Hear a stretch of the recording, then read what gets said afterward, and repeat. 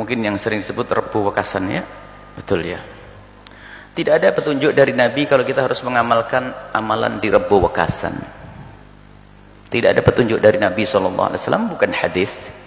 Akan tetapi cerita tentang Rebu Wekasan ini adalah cerita tentang ada seorang soleh mendapatkan berita bahwasanya di hari itu akan turun penyakit.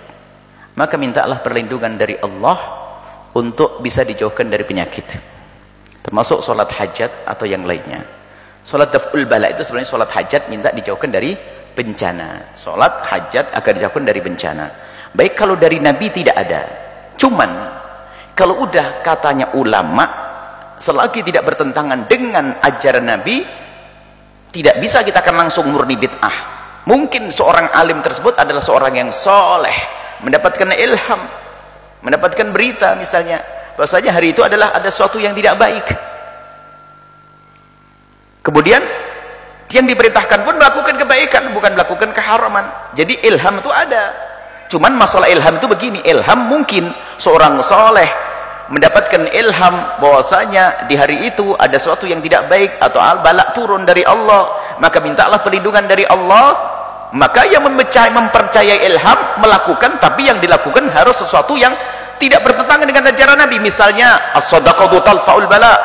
Kalau memang betul dia meyakini ilhamnya seorang soleh karena orang tersebut adalah memang jarang bermaksiat, orang soleh, orang baik, lalu mendapatkan ilham dan ilhamnya tidak bertentangan, berita akan adanya musibah, apakah musibah iman, di hari Rabu ini akan ada musibah begini-begini, maka mintalah perlindungan dari Allah. Maka lalu bersedekah atau sholat hajat agar dijauhkan dari malapetaka.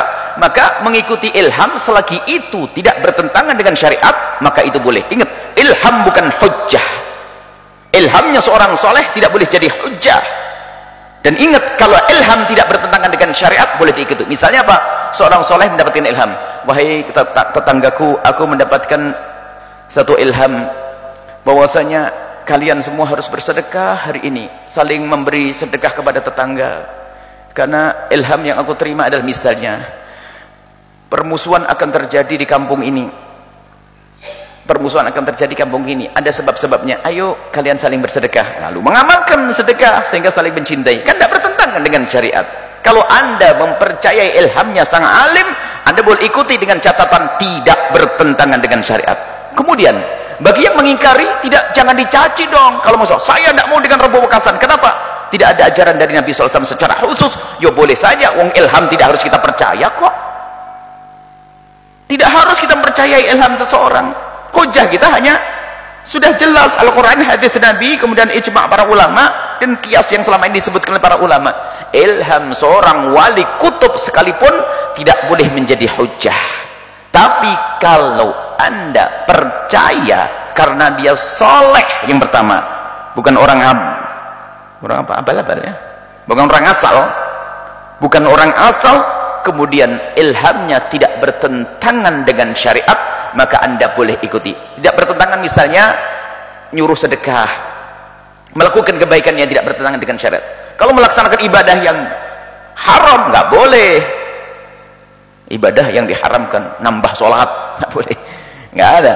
Jadi kalau seperti itu, kalau anda mempercayai guru anda seorang yang soleh, boleh-boleh saja anda lakukan. Akan tapi yang anda lakukan tentunya dasarnya adalah Nabi, bukan dasarnya ilham. Ilham penghantar kepada sunnah Nabi. Contohnya apa? Karena saya dapat berita bahwasanya Rebu akhirnya akan turun bala, maka tolaklah bala itu dengan sholat 2 rakaat. Sholat apa itu? Bukan sholat dari seorang kiai itu, bukan. Sholat yang pernah diajarkan Nabi untuk menolak bencana namanya hajat. Sholat hajat, sholat 2 rakaat agar hajat kita dikabul, yaitu jauh bencana. Kemudian ditambah lagi sedekah, Nabi yang nyuruh. Kalau begitu mah boleh. Kemudian di sisi lain, yang tidak pernah melakukan Rebu Wekasan jangan dicaci. Karena apa? Urusan ilham kita tidak wajib percaya. Kemudian setelah itu, kalau ternyata amalan itu berkembang dengan keanehan-anehan, ini maksudnya babnya lain. Misalnya Rebu Wekasan di sebuah tempat atau ada kegiatan, ada untuk menolak bencana, macam-macam. Sebab kadang-kadang di masyarakat ini ngundang hujan pun dengan sholat, bukan sholat istisqa. Dulu di Jawa Timur ada kalau ngundang hujan namanya tiban, pukul-pukulan itu, ya. ketiban ngundang hujan, terus nolak hujan, sapunya ditaruh. Itu kalau anaknya jatuh bisa keculek ke matanya, itu kena. Nah, ya aneh-aneh gitu. Baik, jadi bukan dengan cara yang tidak dibenarkan. Kita menolak bala dengan sesuatu yang diajarkan Nabi Shallallahu Alaihi Wasallam, seperti itu. Jadi bagi yang percaya ilham, kalau memang itu orang alim, terbukti dari mana sumbernya, orang soleh, kemudian dia adalah menyuruh sesuatu yang tidak bertentangan dengan syariat Nabi, Anda boleh mengikuti. Tapi yang Anda ikuti bukan ilham orang tersebut, tapi apa? Yang Anda ikuti adalah amalan dari Nabi Sallallahu Alaihi Wasallam. Sholat 2 rakaat boleh, menolak balak boleh, sedekah boleh. Bagi yang tidak percaya, Anda pun juga tidak ada masalah. Karena apa? Urusan Anda adalah bukan dengan ilham. Karena apa? Permasalahannya adalah bukan ilhamnya itu, akan tapi permasalahan adalah benar tidak orang itu dapatkan ilham. Kalau orang soleh mendapatkan ilham, bisa saja benar. Tapi kalau bohong misalnya, tapi bagi yang percaya kalau itu bohong, yang penting yang kita lakukan tidak bertentangan dengan syariat. Baik, ini saja insyaallah. Sehingga jangan sampai kita kerjaannya caci maki, olok-olokan. Karena berita yang kami dapat adalah ceritanya bahwasanya itu adalah seorang soleh mendapatkan ilham seperti itu. Biarpun tidak dikatakan ilham, seorang soleh berkata, kalau dinisbatkan Nabi langsung batal. Nabi menyuruh kamu melakukan sholat tolak balak di Rebo Wekasan, batil, haram, nggak boleh itu. Karena tidak pernah Nabi menyuruh itu. Allahu a'lam bissawab.